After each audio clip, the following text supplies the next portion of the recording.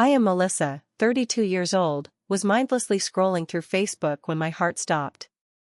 There it was, a family photo from last night's Thanksgiving dinner. Everyone was there, my parents, both siblings, their spouses, all my cousins. Everyone except me. The caption underneath read, "Only the most beloved people." My fingers trembled as I stared at those 5 cruel words. This wasn't just a careless oversight. This was the latest in a lifetime pattern of being erased from my own family. But this time, they'd gone too far with their public declaration. This time, I wouldn't just swallow the pain silently. Before I continue my story, where are you watching from? Hit that like and subscribe button if you've ever felt excluded by the people who should love you most. Trust me, what I did next changed everything. To understand why this Facebook post cut so deeply, you need to know that I've spent my entire life as the invisible middle child. My older brother James was the firstborn son, my father's pride and joy, the one who followed in his footsteps by becoming an engineer. My younger sister Kayla was the baby of the family, beautiful, charming, and my mother's perfect mini-me. And then there was me, perpetually stuck in between, neither the accomplished firstborn nor the adorable baby. Growing up, the signs were subtle but consistent. On Christmas mornings, James and Kayla would receive thoughtfully chosen gifts that aligned perfectly with their interests and dreams. I'd get generic presents, bath sets, plain sweaters, gift cards, things that required minimal thought or knowledge about who I really was. When James won his regional science fair in 8th grade, my parents threw a huge celebration and invited the entire extended family. When I was selected for a prestigious writing program that same year, they merely said that's nice and went back to discussing James's college prospects. Family photos told the same story. James and Kayla would be positioned prominently beside our parents, while I was relegated to the edges, sometimes partially cut off in the final shot. At dinner, my parents would eagerly ask about my siblings' days, their achievements, their problems. When my turn came, they'd often be distracted checking phones, clearing dishes, or already moving on to another topic. Despite all this, I tried desperately to earn their approval. I maintained a perfect GPA throughout school, never caused trouble, helped around the house without being asked, and was the reliable daughter who always showed up for family functions. Nothing seemed to elevate me to the same status as my siblings in my parents' eyes. After my divorce from Eric last year, I made the decision to move back to my hometown. The split had been emotionally devastating and financially draining. I thought being closer to family would provide the support system I desperately needed. What a miscalculation that turned out to be. Last week was the first red flag I should have taken more seriously. My cousin Taylor called to ask if I was feeling better. Better from what? I asked, confused. Oh, I thought that's why you weren't at the pre-Thanksgiving gathering yesterday. Your mom said you weren't feeling well. My stomach dropped. There had been a family gathering that I knew nothing about. When I called my mother to ask about it, she sounded flustered. Oh, honey, I thought I texted you about that. It was just a small thing, very last minute. We'll see you at the main Thanksgiving dinner, of course. A text arrived 20 minutes later, we're having everyone over tomorrow at 5 for Thanksgiving dinner. Hope you can make it. The hope you can make it part stung, as if my presence was optional at a family holiday. Nevertheless, I arrived at my parents' house precisely at 5 p.m. on Thanksgiving Day, bringing a homemade pumpkin pie and a bottle of wine. When I walked in, everyone was already seated at the dining table, plates filled with food. There was no place setting for me. My mother jumped up, looking surprised. Melissa, you made it. Let me grab another chair and plate. As she hurriedly set a place for me at the far end of the table, my father barely looked up from his conversation with James about the recent football game. My sister Kayla was showing everyone pictures of her recent vacation to Italy, a trip I'd heard nothing about until that moment. I squeezed into the makeshift spot, trying to join conversations that were already in full flow. Every time I spoke, it seemed someone would talk over me or the subject would abruptly change. The side dishes were nearly empty by the time I filled my plate, and no one had touched the pie I brought because my aunt had already provided dessert. After an hour of this treatment, I made an excuse about an early work meeting the next day and left. No one tried to convince me to stay. My mother gave me a distracted hug at the door, already turning back to the laughter inside before I had even stepped onto the porch.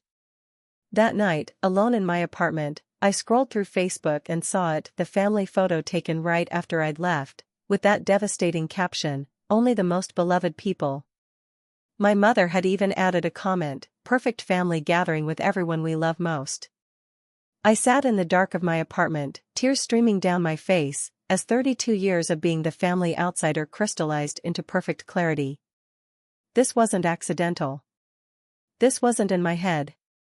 This was deliberate exclusion, and now they had documented it for everyone to see. That night, I started a note on my phone titled Evidence. The Facebook post was item number 1. Little did I know how long this list would eventually become. The day after discovering the Facebook post, I received a text from my cousin Rachel asking if I was okay. Rachel and I had been close as children but drifted apart when she moved across the country for college. Unlike the rest of the family, she seemed genuinely concerned about my absence from the photo. "I noticed you weren't in the Thanksgiving picture. Is everything all right between you and the family?" she wrote. I hesitated before responding honestly. "No, not really. I was actually at Thanksgiving dinner but left early. They took that photo after I was gone."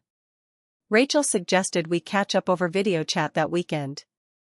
During our conversation, she revealed things that made the Facebook post seem like just the tip of the iceberg. "I'm not sure if you know about the family group chat," she said cautiously. "What family group chat?" Her face fell. "Oh, Melissa. There's a WhatsApp group with all the extended family, aunts, uncles, cousins, your parents, and siblings. It's been active for over a year now. I assumed you were just quiet in it." I felt sick. I was never added. Rachel looked uncomfortable. "That's not all.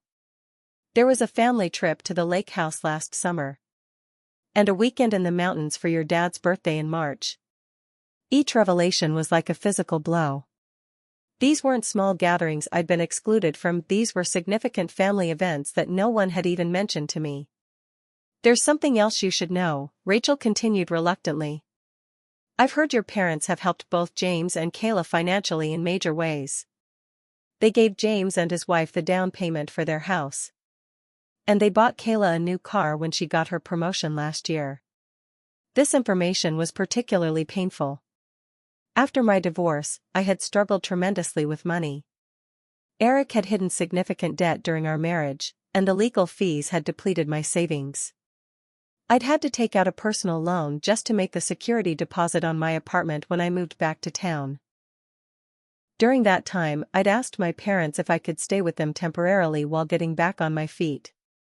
They had told me they didn't think it would be healthy for me to regress to living with my parents at my age. "I also lost my job during the divorce proceedings," I told Rachel.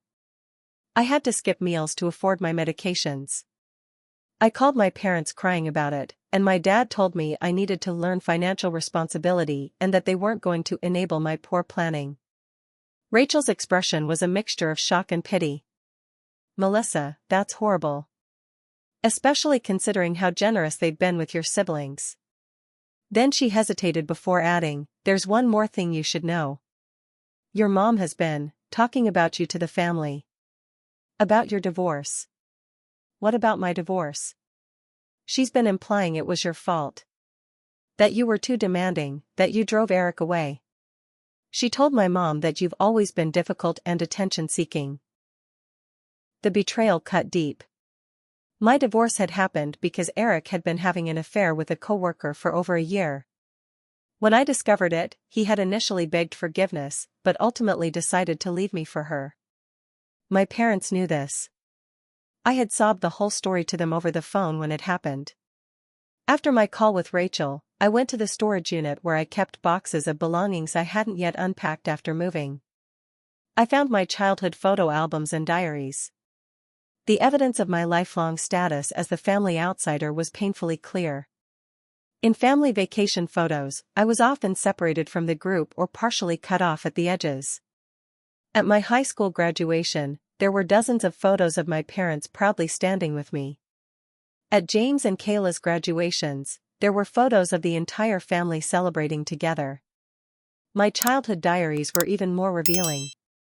At 10 years old, I had written, "Mom got mad when I asked why James got a new bike but I had to keep my old one.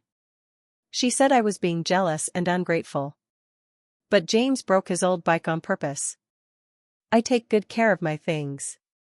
It doesn't seem fair." At 13, Kayla got a phone for her 11th birthday. "Mom says I can't have one until I'm 15 because times were different when I was 11. Dad says the rules change for each kid and I need to stop comparing." At 16, no one remembered it was my debate team finals today. I won first place. When I came home with the trophy, Dad said that's nice and went back to helping James with his college applications. Mom asked if I could keep it in my room instead of the display cabinet because it doesn't match the decor. Page after page documented small rejections, forgotten achievements, and different standards applied to me versus my siblings. Reading these entries as an adult, I could now see the clear pattern that my younger self had sensed but couldn't fully articulate. I started a spreadsheet documenting every instance of differential treatment I could remember or find evidence for. Then I added new categories: financial support given to siblings but denied to me, family events I'd been excluded from, and negative things my parents had said about me to others. As the spreadsheet grew, my pain transformed into something else: determination. This wasn't just about a hurtful Facebook post anymore. This was about a lifetime of being treated as less worthy of love and support than my siblings. And for the first time, I wasn't going to simply accept it. The week after Thanksgiving, I could barely function. I called in sick to work for 2 days, unable to concentrate on anything besides the growing spreadsheet of family injustices. My nights were sleepless, my appetite non-existent. The betrayal felt physical, like an illness taking over my body. On the 3rd day, I forced myself to shower, get dressed, and leave my apartment. I had scheduled an appointment with a therapist, Dr. Winters, whom a friend had highly recommended. I'd never sought therapy before, always believing I should be able to handle my problems on my own. But this felt too big to process alone. In Dr. Winters' calm, sunlit office, I poured out the whole story, from my childhood memories to the Thanksgiving dinner and Facebook post, and everything Rachel had revealed. I showed her my spreadsheet on my phone, feeling slightly embarrassed by how detailed it was. Instead of thinking I was overreacting, Dr. Winters nodded with understanding. "What you're describing sounds like family scapegoating," she said. "It's a common dynamic in dysfunctional families. One child is unconsciously selected to bear the blame for family problems or become the outlet for negative emotions." "But why me?" I asked, my voice breaking. "What did I do wrong?" "Nothing," she replied firmly. "Scapegoating isn't about anything the child has done. It's about what the family needs emotionally. Often the scapegoated child is actually the most sensitive, perceptive, or emotionally honest member of the family, qualities that can threaten a dysfunctional system." For the first time, I felt validated. The problem wasn't my perception, it was their treatment. Dr. Winters and I spent the rest of the session discussing boundaries and next steps. She suggested I consider whether I wanted to confront my family directly or create distance to protect my mental health. "Whatever you decide," she said, "remember that you deserve respect and equal treatment. You cannot control how they behave, but you can control how you respond and what you will accept." I left that session with a newfound clarity. I decided that before I could move forward, I needed to give my parents one chance to acknowledge their behavior and make amends. I spent the next few days preparing for this conversation, writing down specific examples of differential treatment and exactly what I wanted to say. I texted both my parents, "I'd like to talk to you about something important. Can we meet at your house this Saturday at 2 p.m? My mother replied, "Is everything okay? You sound serious." I responded, "Everything's fine. I just need to discuss something with you both." On Saturday, I drove to my parents' suburban home feeling a mixture of anxiety and determination. I had dressed carefully in a professional outfit that made me feel confident and brought my notes in a leather portfolio.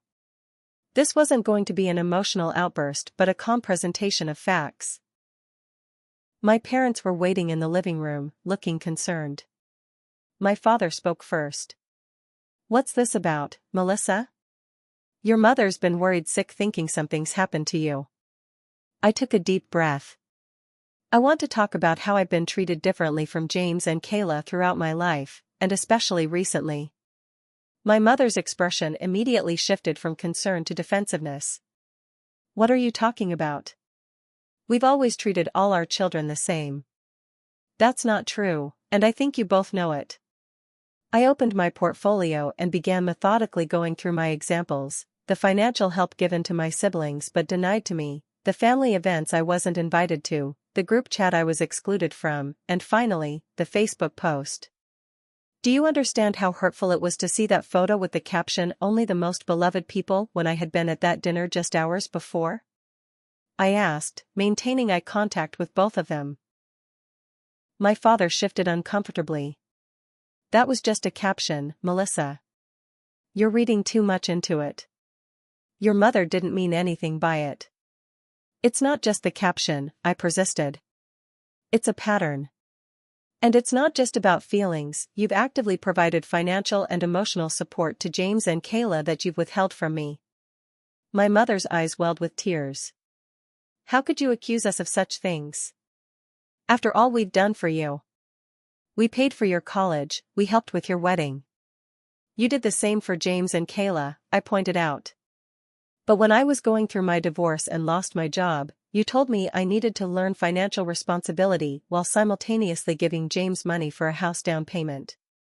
"That was different," my father interrupted, his voice rising. "James and his wife were starting a family. They needed the space.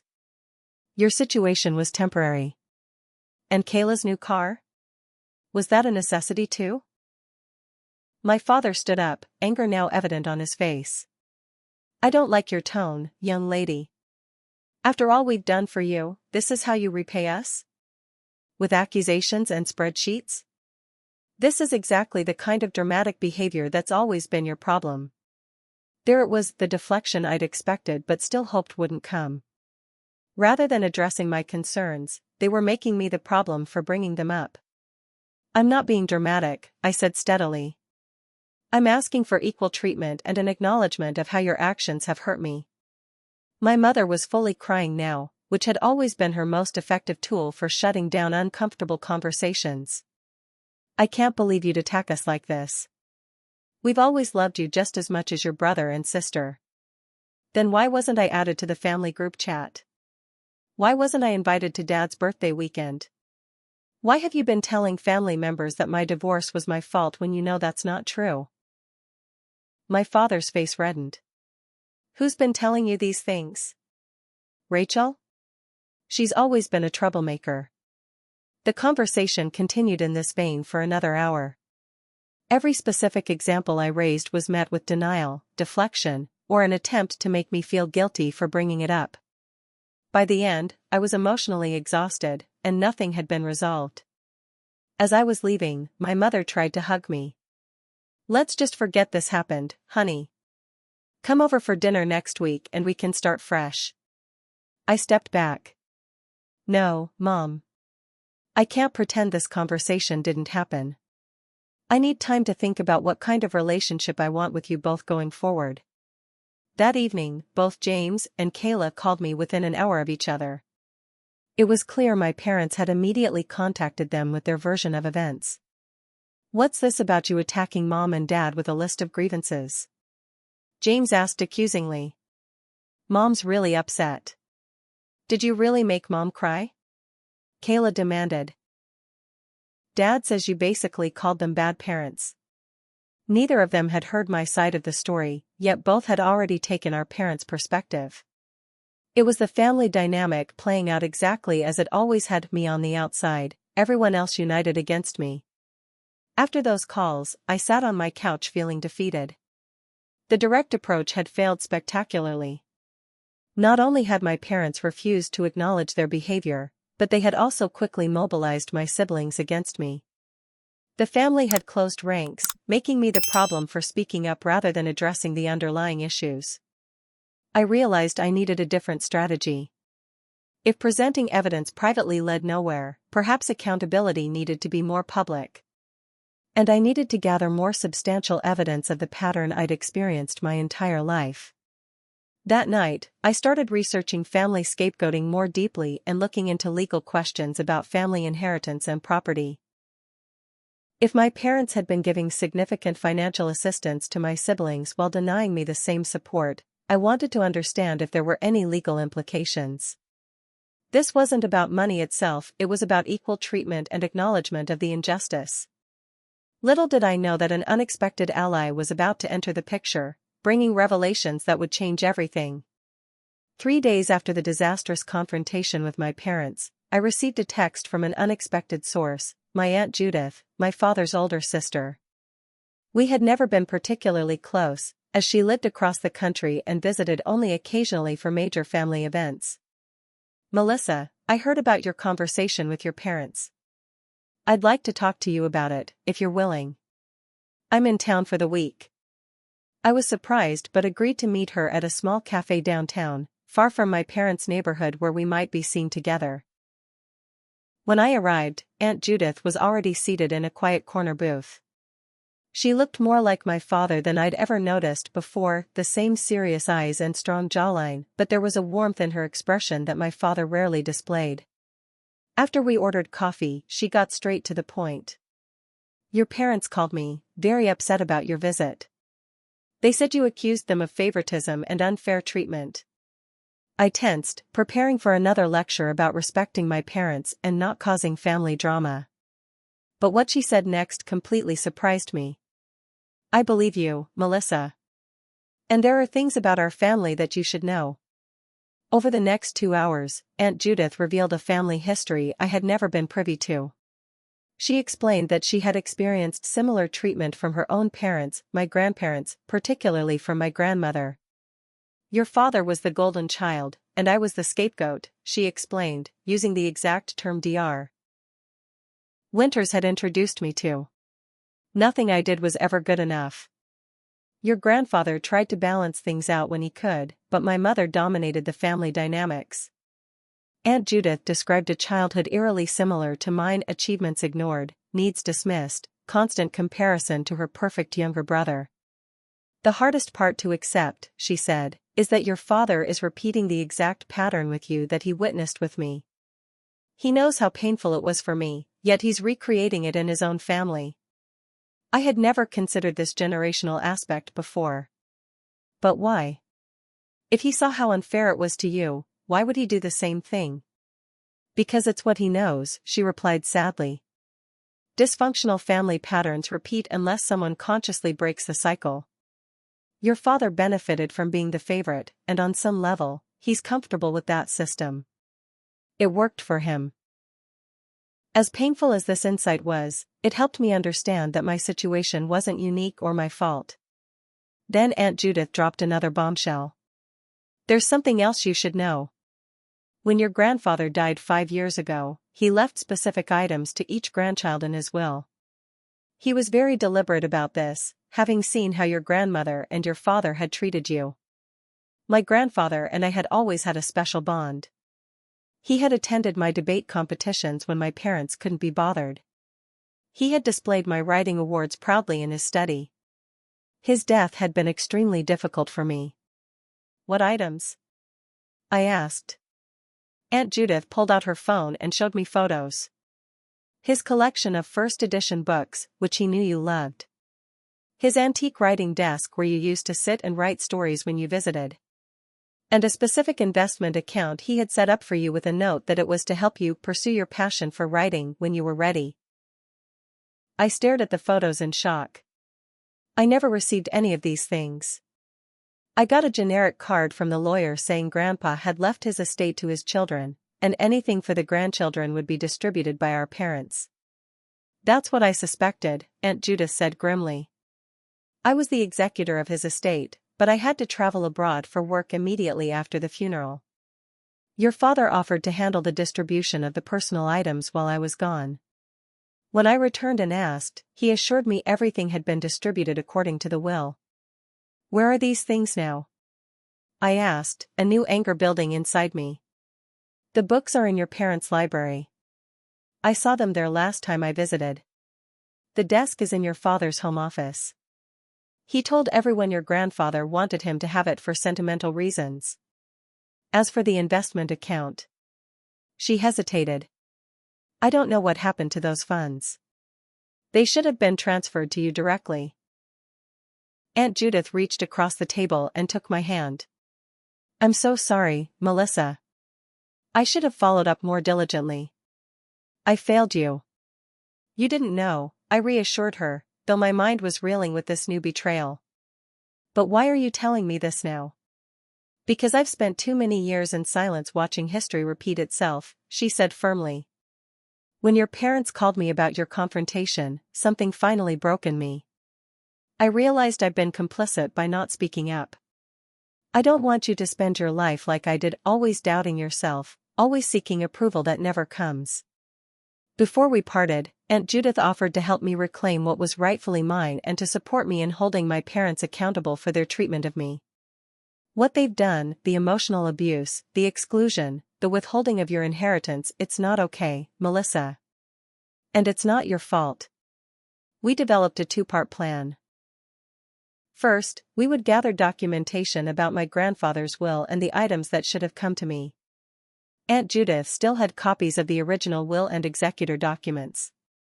Second, we would find a way to address the pattern of scapegoating publicly, so my parents couldn't simply dismiss it as my overreaction or drama. Social media was your mother's weapon of choice with that Facebook post, Aunt Judith observed. Perhaps it can be a tool for accountability as well. As we hugged goodbye, I felt a weight lifting. For the first time, I had a true ally in my corner, someone who understood exactly what I had experienced because she had lived it herself. And I had confirmation that my perception of unfair treatment wasn't just in my head, it was real and provable, right down to the inheritance that had been kept from me. I walked back to my car with a new sense of purpose. This wasn't just about a hurtful Facebook post anymore. This was about reclaiming my rightful place in the family and breaking a cycle of dysfunction that had persisted for generations. The day after my meeting with Aunt Judith, I woke to a barrage of angry texts from my mother. How dare you go behind our backs to Judith? After everything we've done for you, this is how you repay us? We've always known she resented our family. Now she's poisoning you against us. My father called shortly after, his voice tight with controlled anger. There's been a family emergency meeting called for tonight. We expect you to be there. What's this about, Dad? I asked, though I already knew. Your mother saw you and Judith at that cafe yesterday. We know you're conspiring against us, and we're going to address it as a family. I noticed he said we expect you to be there rather than inviting me or asking if I could attend. Even in this, I was being treated as an outsider, someone to be summoned and reprimanded rather than a family member with equal standing. I can't make it tonight, I said firmly. I have plans. The plans were with my couch and a pint of ice cream, but he didn't need to know that. This is non-negotiable, Melissa. 7 o'clock. He hung up without waiting for my response. I had no intention of walking into an ambush where I would be outnumbered and attacked from all sides. Instead, I texted my siblings individually to get a sense of what was happening. James called me almost immediately. Mel, what the hell is going on? Mom and Dad are freaking out about you and Aunt Judith. I hesitated, unsure how much to reveal. James, have you ever felt like Mom and Dad treated us differently? Like there were different rules or expectations? There was a long pause. Look, I know they can be harder on you sometimes. But they're our parents. They love us all. Do you know Grandpa left me specific things in his will that I never received? His books, his writing desk, and an investment account? Another pause. Dad said Grandpa left everything to him and Aunt Judith, and they decided together how to distribute things. That's not true. Aunt Judith showed me the actual will. James sighed heavily. Melissa, I don't know what to believe. But I do know that Mom's crying and Dad's furious. They're saying you and Aunt Judith are trying to tear the family apart. They've called everyone Kayla, the aunts and uncles, even some of the cousins. Everyone's taking sides. And which side are you on? I asked quietly. I'm not on anyone's side. I just want this drama to end. Can't you just apologize and smooth things over? For the sake of family peace? His response told me everything I needed to know. James wasn't a bad person, but he benefited from the current family dynamic. Rocking the boat threatened his comfortable position as the golden child. Kayla texted rather than called, Mom's devastated. Whatever you're doing, please stop. They're saying they might cut you off completely if you keep this up. Is that what you want? The threat of being cut off was meant to frighten me into compliance. In the past, it might have worked. The thought of losing my family, as dysfunctional as they were, had always been my greatest fear. But now I realized something important: I had already lost them. Or rather, I had never truly had the loving, supportive family I deserved in the first place. Still, the intensity of their reaction shook me. That night, I lay awake replaying the conversations with James and Kayla, second-guessing my decision to stand up for myself. Was it worth potentially losing my entire family? Was I overreacting to slights that perhaps weren't as intentional as they seemed? The doubt crept in, eroding my newfound resolve. By morning, I was physically ill from stress, nauseous, headachy, unable to focus at work. I called in sick for the second time in 2 weeks, something I'd never done before. For the next several days, I existed in a fog of anxiety. I stopped checking social media, couldn't eat regular meals, and slept fitfully when I slept at all. I ignored calls from my family and even from Aunt Judith, unsure what to say or how to move forward. On Friday, my friend Morgan showed up at my apartment unannounced, bearing takeout and concern. You haven't answered any texts for 3 days, she said, pushing past me into the living room. I was about to call the police for a wellness check. The apartment was a disaster: dishes piled in the sink, clothes strewn about, evidence of my mental state made physical. Morgan took one look at me: unwashed hair, dark circles under my eyes, wearing the same sweatpants for the 3rd day, and pulled me into a hug. Whatever's happening, we're going to figure it out, she promised. Over cartons of Thai food, I told her everything. From the Facebook post to the confrontation with my parents, Aunt Judith's revelations, and the current family crisis I had apparently instigated. Morgan listened without interruption, then said, "First, you need a shower. Then we're cleaning this apartment. Then we're making a plan, because this isn't just about a family disagreement anymore. This is about your inheritance and your mental health." Her practical approach cut through my emotional paralysis. By that evening, with a clean living space and Morgan's steady presence, I was thinking more clearly again. "I think you need to talk to a lawyer about your grandfather's will," she advised. "That's not just family drama, that's potentially illegal if they withheld an inheritance meant specifically for you." As I was considering this, my phone rang with an unfamiliar number. Normally I would let it go to voicemail, but something compelled me to answer. "Melissa? It's Eric." My ex-husband's voice sent a jolt through me. We hadn't spoken directly since finalizing the divorce over a year ago. "What do you want?" I asked cautiously. "I thought you should know your parents contacted me yesterday. They were asking some strange questions about you, about our marriage. They seemed to be fishing for something they could use against you." I felt sick. "What kind of questions?"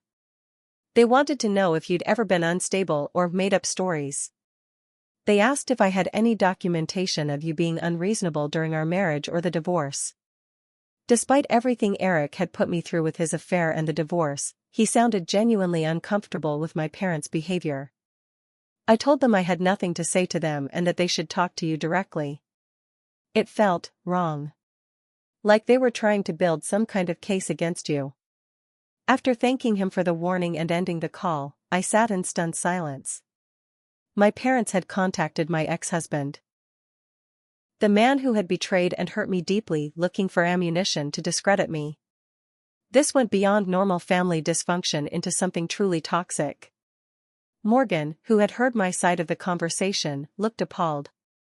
That crosses every line. They're not just dismissing you now, they're actively trying to harm you. The shock of this new betrayal burned away my remaining doubts. My parents weren't just flawed people doing their best, they were deliberately working to undermine me because I had dared to challenge the family narrative. That night, with Morgan's help, I began developing a comprehensive plan. First, I called Aunt Judith and apologized for going radio silent. I understand completely, she assured me. This isn't easy, standing up to family patterns that have been in place for decades. Together, we outlined a strategy. Aunt Judith would provide me with all documentation related to my grandfather's will. I would consult with an attorney about my legal rights regarding the inheritance. And most importantly, I would document the entire experience, the pattern of exclusion, the financial inequity, the emotional manipulation in a format that couldn't be easily dismissed or denied. Your story deserves to be told, Morgan said. Not just for you, but for anyone else experiencing the same thing and thinking they're alone or crazy. The family reunion was scheduled for 6 weeks away, an annual gathering at my uncle's lake house that typically included 30 to 40 extended family members. It would be the perfect opportunity to address the situation with witnesses present, preventing my parents from controlling the narrative as they had always done. As I prepared for this confrontation, I felt a strange calm replacing the anxiety that had plagued me. For the first time, I wasn't seeking my parents' approval or trying to earn their love. I was simply standing in my truth and demanding the respect and equal treatment I deserved. My mother continued to send manipulative texts. "We miss you, we just want our family back together, why are you doing this to us?" My father's messages were more direct. "You need to stop this nonsense immediately, you're breaking your mother's heart, this behavior is unacceptable." I responded to none of them, focusing instead on gathering evidence and building my case. With each document I collected and each memory I recorded, I felt stronger and more certain that I was doing the right thing, not just for myself, but to break a cycle that might otherwise continue into the next generation. The first step in our plan was to consult with an attorney about my grandfather's will. Aunt Judith provided me with copies of all relevant documents, including the original will specifying the items left to me and her executor papers. I met with Miranda Chen, an attorney specializing in estate law, who reviewed everything carefully. "Based on these documents, you have a clear legal right to the items specified in your grandfather's will," she confirmed. The first edition book collection, the writing desk, and the investment account were explicitly left to you, not to your parents to distribute as they saw fit. "What about the investment account?" I asked. "That's potentially a lot of money that I never received." Miranda's expression was serious. "That's the most concerning part. If your parents received those funds as executors but never transferred them to you, that could constitute conversion or even fraud. We would need to trace what happened to that account."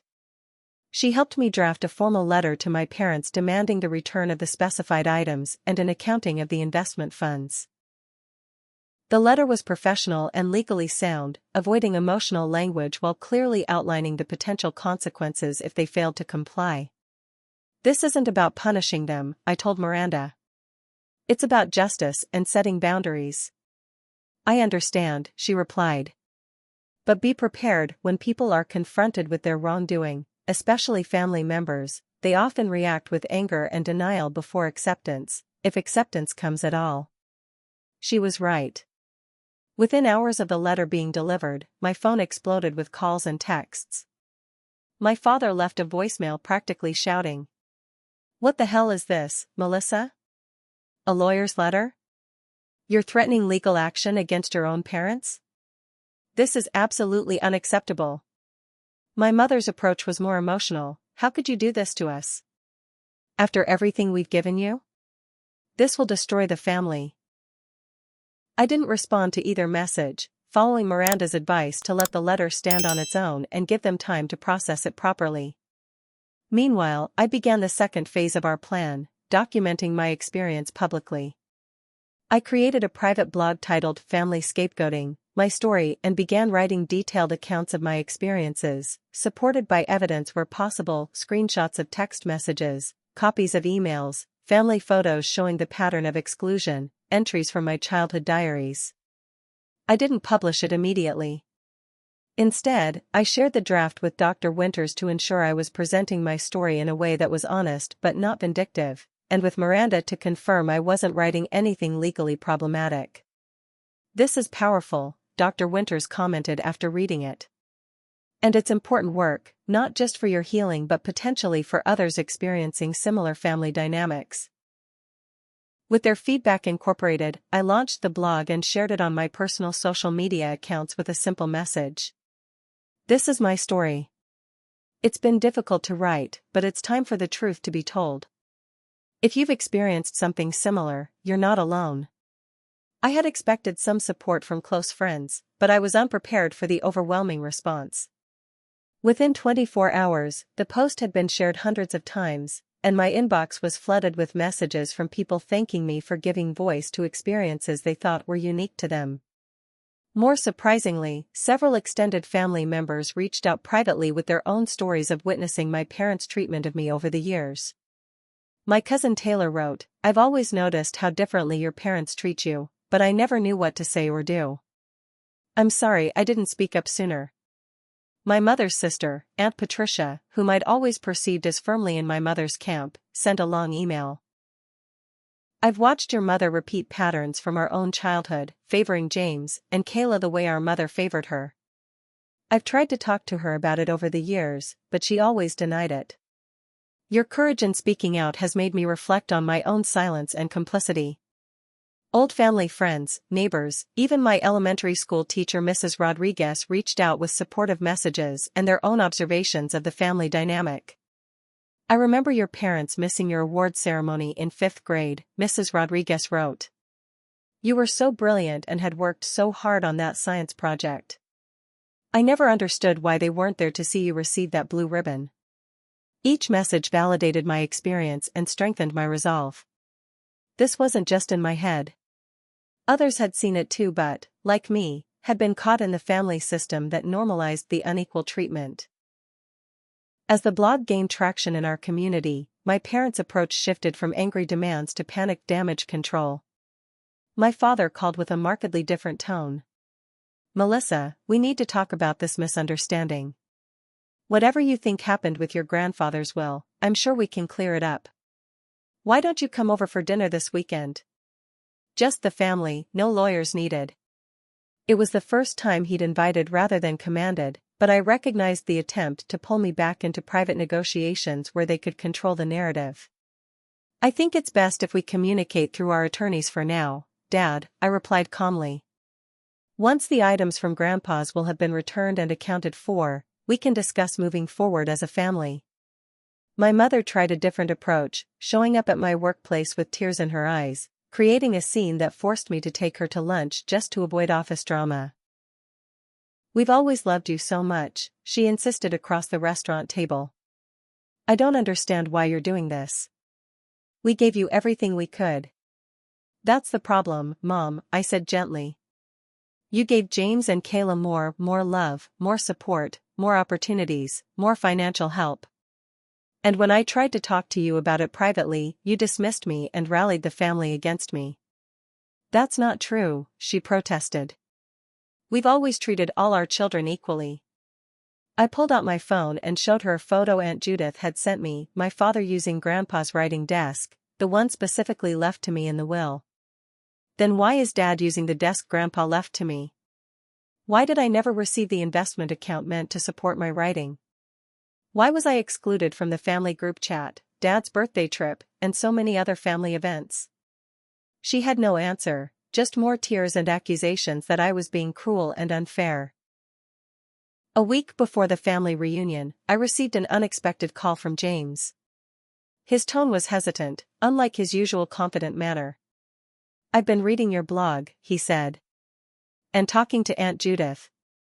I waited, unsure where this was going. I didn't want to see it before, he continued slowly. It was easier to believe everything was fine, that you were just more sensitive or needed more attention. But looking back with open eyes, I can't deny there was a difference in how we were treated. His voice broke slightly. I saw Dad put your trophy in a drawer once.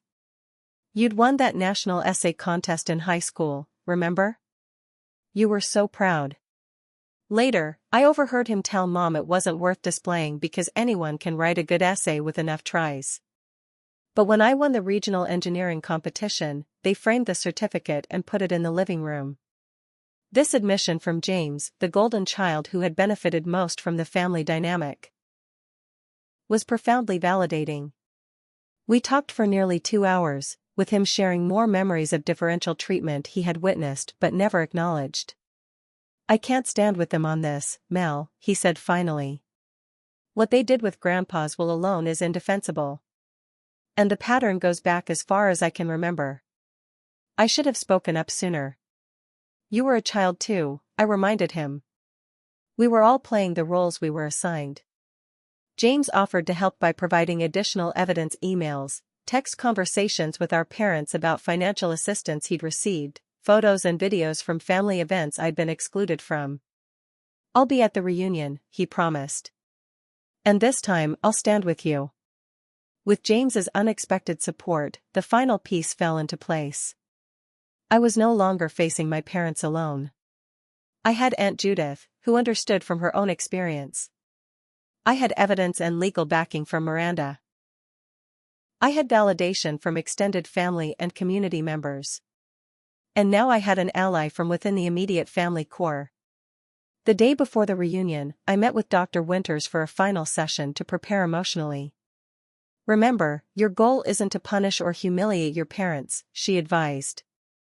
It's to break the cycle of scapegoating and establish healthier family dynamics going forward. What if they still refuse to acknowledge what they've done? I asked. Then you'll need to decide what kind of relationship you want with them moving forward, if any. But regardless of their response, you've already succeeded in standing up for yourself and bringing the truth to light. That's a victory no one can take from you. I spent that evening reviewing all the documentation we had gathered and practicing what I wanted to say. The goal wasn't revenge, it was accountability and a chance for genuine healing if my parents were willing to do the necessary work. As I packed my bag for the reunion, I felt a strange sense of peace. Whatever happened tomorrow, I was no longer the silent, compliant scapegoat, desperately seeking approval I would never receive. I was a woman standing in her power and her truth, surrounded by authentic support for perhaps the first time in my life. The annual family reunion was held at my Uncle Robert's lake house, a sprawling property with enough room for the entire extended family. As I drove up the long driveway, I spotted familiar cars already parked outside: my parents' SUV, Kayla's sporty convertible, cousins' minivans and sedans. Aunt Judith had texted that she was running late but would be there to support me. I took a deep breath before exiting my car, mentally reviewing the plan we had developed. I wouldn't cause a scene immediately, I would wait for the right moment when most of the family was gathered together. The initial reception was awkward. Some relatives greeted me warmly with hugs and genuine questions about my life. Others gave tight smiles and quick hellos before finding reasons to be elsewhere.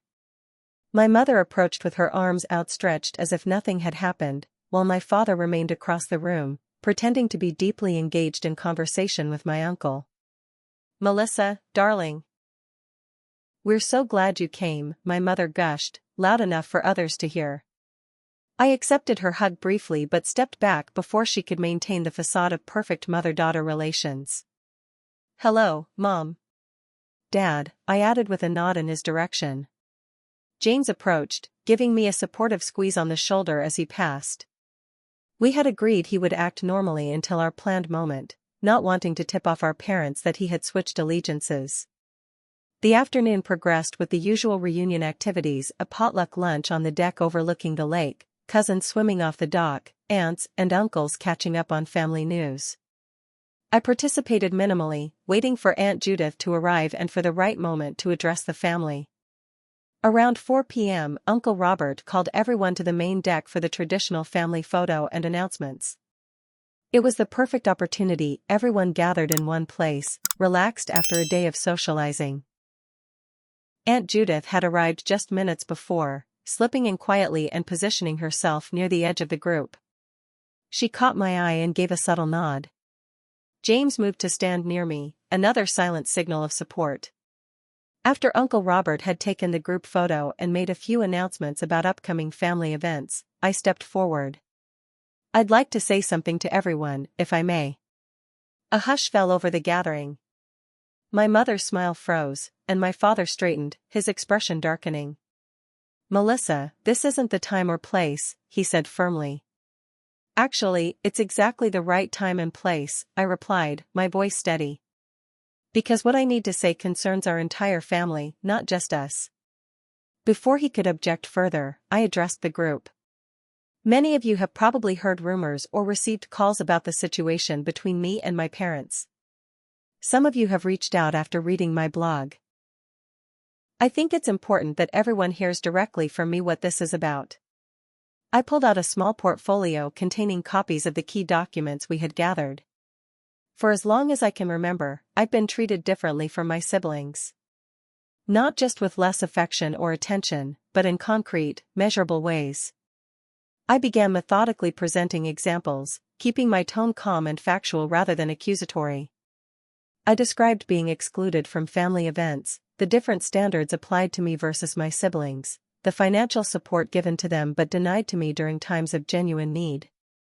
This pattern isn't about me being too sensitive or imagining things, as I've been told whenever I've tried to address it.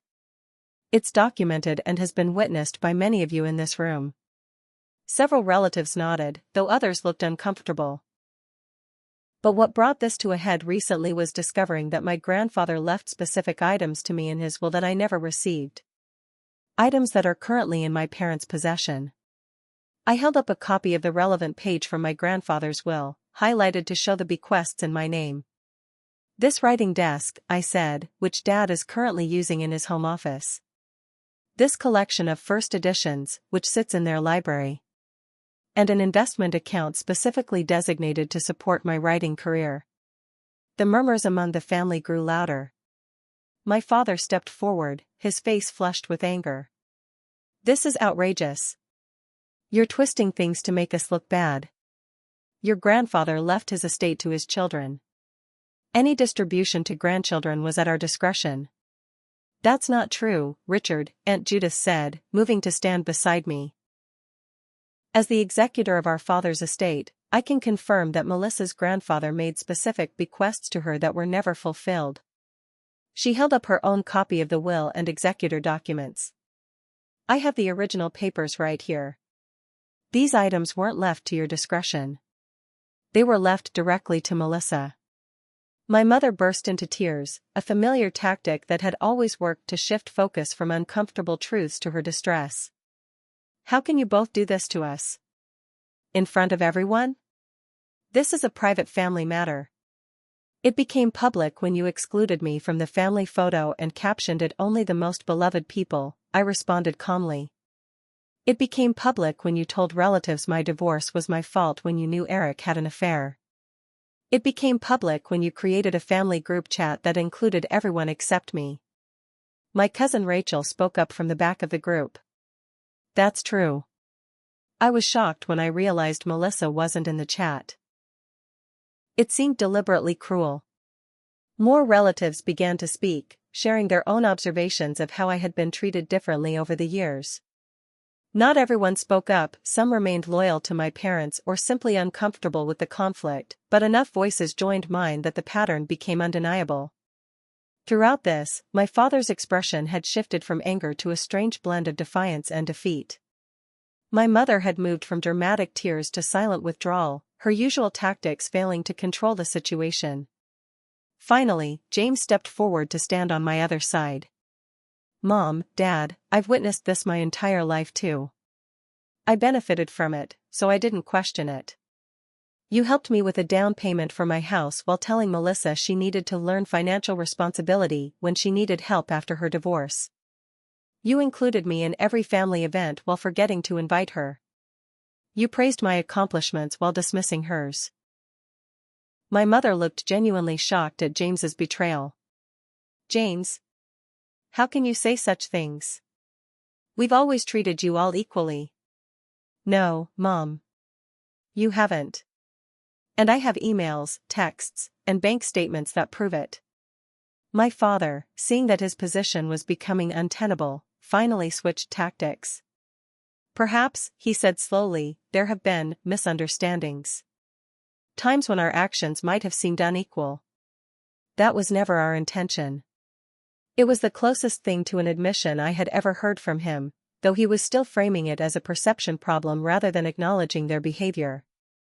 Aunt Judith spoke again, her voice gentle but firm. Richard, this isn't about intention. It's about impact. And it mirrors exactly how Mom treated me while favoring you. You're repeating the pattern that hurt me so deeply, and I've been complicit by staying silent until now. This revelation seemed to hit my father in a way nothing else had. He looked at his sister, perhaps truly seeing her pain for the first time, and something in his expression shifted. I never meant to do to Melissa what Mom did to you, he said quietly. I know, Aunt Judith replied. But you did. And now you have a choice about how to move forward. There was a long, tense silence. Then my mother, in an uncharacteristic moment of genuine emotion rather than performative tears, said, I don't know how to fix this. It starts with acknowledgement, I said. Real acknowledgement, not excuses or justifications. Then returning the items Grandpa left me. And finally, a commitment to change how we interact as a family going forward. The confrontation gradually shifted into a structured discussion. Not everyone was comfortable with it. A few relatives made excuses and left early, but most stayed, recognizing the importance of addressing these long-buried family dynamics. By the end of the evening, we had reached a fragile agreement. My parents would return my grandfather's books and writing desk immediately. They would provide all records related to the investment account so we could trace what had happened to those funds. And most importantly, we would begin family therapy to address the deep-rooted patterns of scapegoating and favoritism. As relatives began to depart, many approached me privately to express support or share their own experiences of family dynamics they had never felt empowered to address. My cousin Taylor hugged me tightly and whispered, You've given me the courage to have some difficult conversations with my own parents. Aunt Judith and I drove back to town together, emotionally exhausted but satisfied with the outcome. It won't be easy going forward, she cautioned. Old patterns don't change overnight, and there may be backsliding. But you've done something remarkable today, Melissa. You've broken a cycle that has damaged our family for generations. In the weeks that followed, there were indeed challenges. My parents initially delayed returning the books and desk, coming up with excuses about needing time to reorganize their home. After a gentle but firm reminder from Miranda, they finally complied. The investigation into the investment account revealed that my father had liquidated it shortly after my grandfather's death and used the funds to help James with his house down payment, a particularly painful discovery that required additional processing in our newly established family therapy sessions. These sessions were difficult, especially at first. My parents struggled to truly acknowledge the pattern without making excuses or becoming defensive. But gradually, with the guidance of a skilled family therapist, small breakthroughs began to occur. My relationship with Kayla improved significantly once she understood the family dynamics more clearly. She admitted she had always sensed the differential treatment but had been afraid to acknowledge it for fear of losing her own favored position. I should have stood up for you, she told me during a sisters-only lunch. I'm sorry I didn't. James and I developed a closer relationship than we'd ever had before. He helped me move the writing desk into my apartment and set up a proper workspace for the novel I'd always wanted to write but never felt entitled to pursue. 6 months after the confrontation at the family reunion, our family dynamics had shifted significantly. The changes weren't perfect, my mother still occasionally slipped into old patterns, and my father had moments of resentment about being forced into therapy. But the overt scapegoating had stopped, and for the first time I felt seen and respected by my family. Perhaps most importantly, I had established clear boundaries. I no longer accepted last-minute invitations or tolerated being excluded from family communications. I spoke up immediately when I noticed old patterns emerging rather than swallowing my hurt. And I had built a support network outside my immediate family that validated my experiences and helped me maintain perspective. The blog I had started as a way to document my experience had evolved into a support community for others experiencing family scapegoating. I received messages daily from people finding their own courage to address dysfunctional family dynamics, inspired by my journey. Grandfather's writing desk now sits in my home office, where I work on my novel each morning before heading to my day job. The investment account was eventually replaced with funds from my parents, which I've used to take writing courses and attend conferences. And the first edition books line my shelves, a daily reminder that my grandfather saw my worth even when my parents couldn't. What began with a hurtful Facebook post ultimately led to healing not just for me, but for multiple generations of my family. By refusing to accept the role of scapegoat any longer, I helped break a cycle that might otherwise have continued indefinitely. The most valuable lesson I've learned through this journey is that my worth isn't determined by my family's ability to see it. But also that standing up for that worth can sometimes lead to unexpected healing for everyone involved. If you've ever felt like the family scapegoat, know that you're not alone. Your perceptions are valid, and you deserve equal love and respect. Breaking these patterns isn't easy, but it is possible, and the freedom on the other side is worth every difficult conversation and painful revelation along the way. Have you ever experienced being treated differently in your family? What helped you address it? Share your experiences in the comments below, and don't forget to like, subscribe, and share this video if it resonated with you. Your story might be the encouragement someone else needs to begin their own journey toward healing. Thank you for listening to my story, and remember, you deserve to be treated with love and respect, especially by those who claim to love you most.